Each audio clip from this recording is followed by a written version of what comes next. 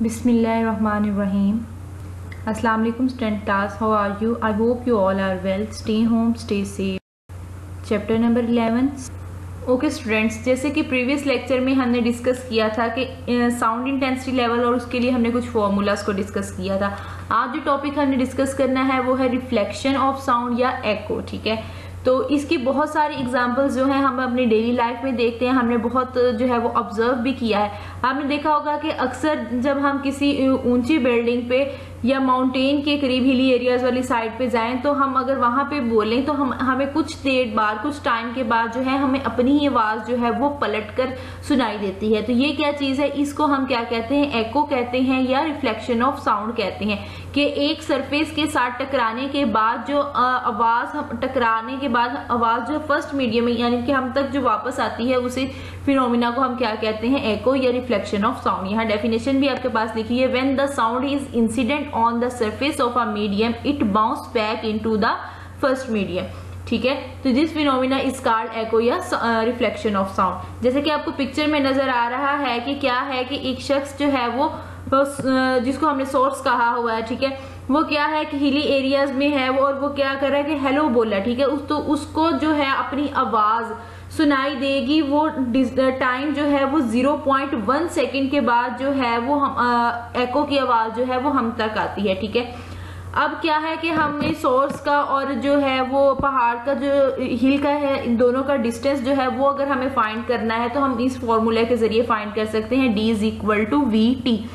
V की value हमें पता है कि sound speed of sound in air वो क्या होती है, 340 मीटर पर सेकेंड। ठीक है, और T टाइम जो है वो 0.1 सेकेंड का है एको का। ठीक है, वो हमने यहाँ पे लिखना है। तो जो हमारे पास आता है वो क्या था, 34.0 मीटर। ठीक है, तो अब क्या है, 34.0 मीटर का डिस्टेंस है इनके दरमियान, नहीं, वो क्या होगा, इसका हाफ होगा। क्योंकि एको क्या है कि वो आवाज एक दफा जो है वो सरफेस के साथ गई है और वहां से पलट कर वापिस आई है। ठीक है, यानी कि वो डबल है। हमें क्या चाहिए कि सिर्फ सिंगल डिस्टेंस हमें चाहिए, तो हम उसको क्या करेंगे, 2 पे डिवाइड करेंगे तो 17 मीटर जो है वो डिस्टेंस आएगा सोर्स का जो है वो हिल के साथ। ठीक है, जिस तरह हमने पहले डिस्कस किया हुआ है कि लॉज ऑफ रिफ्लेक्शन डिस्कस किए हुए हैं, तो आपकी जो रिफ्लेक्शन ऑफ साउंड है वो भी उन्हीं लॉज को फॉलो करती है। ठीक है, कि जैसे ही आपकी इंसिडेंट रे जो है वो टकराई है सरफेस के साथ, ठीक है,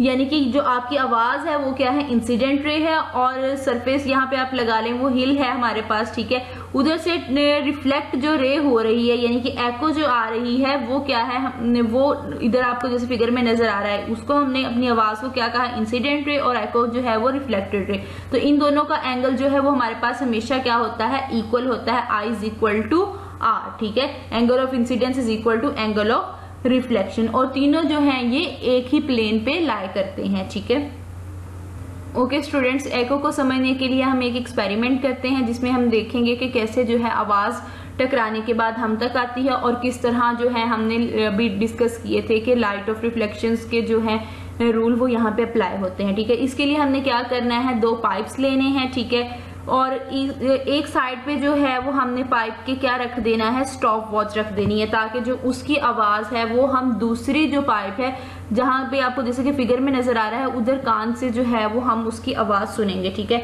एक हमने यहाँ पे जो है वो परपेंडिकुलर सरफेस रखनी है ताकि आवाज जो है वहां से टकराने के बाद जो है वो हमें यहाँ पे सुनाई दे। ठीक है, नीचे हमने जो है इन पाइप्स के नीचे एक पेपर रखना है ताकि जो बाद में है हम इस पे एंगल ड्रॉ कर सके। ठीक है, अब क्या होगा कि जैसे ही यहाँ पे हम स्टॉप वॉच को ऑन करेंगे तो वो आवाज जो है वो पाइप के थ्रू यहाँ से जाएगी, और क्या है, ये परपेंडिकुलर प्लेन जो है वो उसके साथ टकराने के बाद आपको यहाँ पे सुनाई देगी। ठीक है, यहाँ पे आपने उसको डिफरेंट एंगल्स पे जो है वो रख के देखना है, जहाँ पे आपको बिल्कुल क्लियर आवाज सुनाई देगी आपने वहां पे जो है उस पाइप को फिक्स्ड कर देना है। ठीक है, उसके बाद क्या करना है, इन पाइप्स को रिमूव करके आपने जो है वो इंसिडेंट रे जो आ रही है यानी कि जो आपकी आवाज थी, ठीक है, उसमें जो है वो आपने एक प्लेन ड्रॉ कर लेना है, और जहां पे आपको आवाज यानी कि आपकी एको जो है वो आपको सुनाई दे रही है उस पे भी जो है वो आपने एक एंगल ड्रॉ कर लेना है। ठीक है, और क्या करना है, और उस पे जो है वो हमने नॉर्मल ड्रॉ करना है। तो यहाँ से हमें पता चल रहा है कि जो इंसिडेंट रे का एंगल अगर हम फाइंड करेंगे और रिफ्लेक्टेड रे का एंगल फाइंड करेंगे वो दोनों